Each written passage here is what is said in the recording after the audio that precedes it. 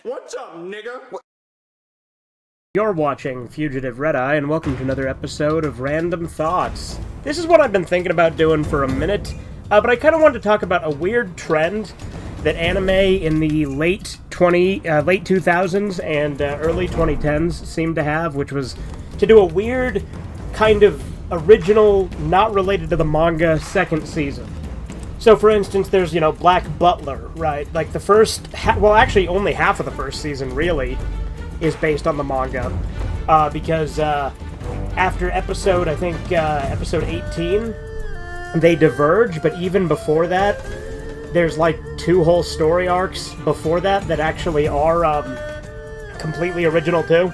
Like, a lot of Season 1 is actually made up for the anime as well. Second half of Season 1 is entirely original, and actually has its own unique original ending, whereas the manga is still ongoing and hasn't had an ending. And other than the plots diverging, then they came back later and started adapting the stuff from the manga that hasn't been adapted yet, right? With Book of Circus, Book of Murder, Book of Atlantic, and now the Public School arc. And I will be doing a review of the Black Butler series as probably season by season. Looks like that's what's winning in the poll, and that probably makes the most sense as well. But Black Butler was far from the only thing to do this. This trend was actually really common for some reason around that time. And it even went on a little bit later, and there was some similar stuff kind of earlier, right? But for instance, Tokyo Ghoul, the second season, is completely original. So Season 1 is based on the manga, Season 2 is its own original thing, and then Season 3 is based on a sequel manga and is way further ahead, so there's a bunch of shit missing in between. So this shit leads to a lot of confusing chronology, where it's, like, hard to tell, like, to the layman, right? Someone who hasn't read the manga, or someone who's not familiar with that kind of concept. It can be really confusing when you're watching Tokyo Ghoul Season 1, Season 2, and then you go on to, what you perceive to be Season 3, which is the first season of Tokyo Ghoul Re. Which, by the way, the first season of Tokyo Ghoul Re sucks. I love the first season of Tokyo Ghoul, and I actually really like the second season as well, for as flawed as it is. I like the second season of Black Butler as well, but again, we'll get more into that when I actually review it. But Tokyo Ghoul Season 2 was really good as well. Again, it was flawed. And Black Butler Season 2 I actually liked a lot too, even though it's also very flawed. But with Tokyo Ghoul Re Season 1, so the third season overall, I actually hated it.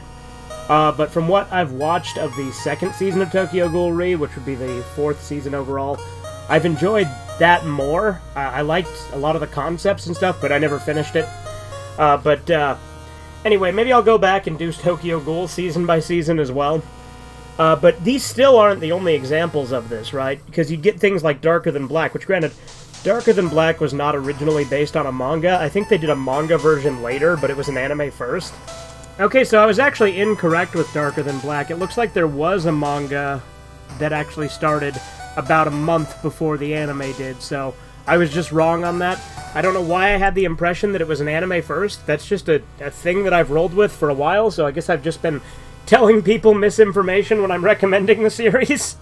But the point is, Darker Than Black similarly had a strange second season, which, was Gemini of the Meteor, which was Season 2, that a lot of people didn't like, because it made Hei a side character and focused on this young girl named Suo, and they also made Hei, like, an abusive drunk who's constantly, like, hitting her and shit when she doesn't listen to him or pisses him off or just whenever, which, obviously was a controversial choice, but I still liked Season 2 for what it was.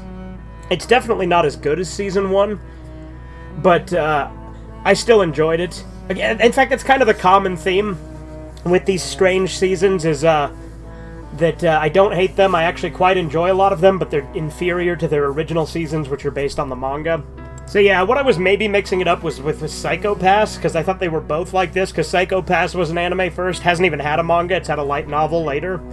But Psycho Pass, the first season, pretty fucking great. I actually really enjoy the first season. Second season's actually pretty good too, even though it does reuse a lot of the same plot points, although different. Like, it's kind of a different spin on a similar thing to the first season, kind of. And then there is apparently a third season, which I haven't seen. There's also a movie that I think kind of ignores the events of the second season. But with Psycho Pass, I enjoyed the second season quite a bit, too. Once again, first season was way better because the first season had a really fucking cool villain, and the second season's villain was kind of a fucking hollow by comparison. I don't know if Psycho Pass 3 follows up from 2 or the movie or what, but I do intend to see it at some point. But that was another example like that, except for that one didn't have a manga. And you know, this is a little bit earlier on, but Full Metal Alchemist, the original series, differs pretty greatly from the manga as it went on. Most people prefer Brotherhood. I've never actually finished Brotherhood, but I actually quite liked the original. A lot of people don't like the original. I actually really enjoyed it. It's been fucking ages since I've seen it, so I definitely need to get back into that, maybe watch the original again, and also finish Brotherhood. I need to probably start Brotherhood over, because I never finished it. Again, not quite the same thing, because it's not technically a second season, and in fact, a lot of the time, these second seasons would have different names, right? Like, Black Butler, it was Black Butler 2. With Tokyo Ghoul, it was Tokyo Ghoul Rude A. Psycho Pass, it was Psycho Pass 2. Darker Than Black, it was Darker Than Black Gemini of the Meteor, so it's like they all had different names. Full Metal Alchemist was just one long season with the first series, and I know there's some people who actually get mad when you call it the original series, but it's the original anime. I know the manga's the original story, but it wasn't finished at the time, which is why it diverges so greatly. But something that's also in the same ballpark, but isn't exactly the same thing, is where you'd get things like Elfen Lied, which, you know, only adapts about half the story, makes a few pretty radical changes, although not a ton. Like, it's more faithful than some of the others I'm going to mention in a minute. But it also has its divergence, and also has its own unique ending that doesn't really happen in the manga, although you could have easily done a second season after that, and actually expanded and adapted some of the manga with some tweaks, obviously, because there'd have to be some things that are changed, given the fact that the anime has some stuff happen that doesn't happen in the manga, and vice versa. Dead Man Wonderland is another example of that, where it again only adapted half the story, and then just ends kind of abruptly. With Dead Man Wonderland, it leaves out a lot more important details, like there's a whole cast of characters that just don't exist in the anime version, the fake Dead Men. And there's also this other really prominent character whose name escapes me, because it's been forever since I've read it.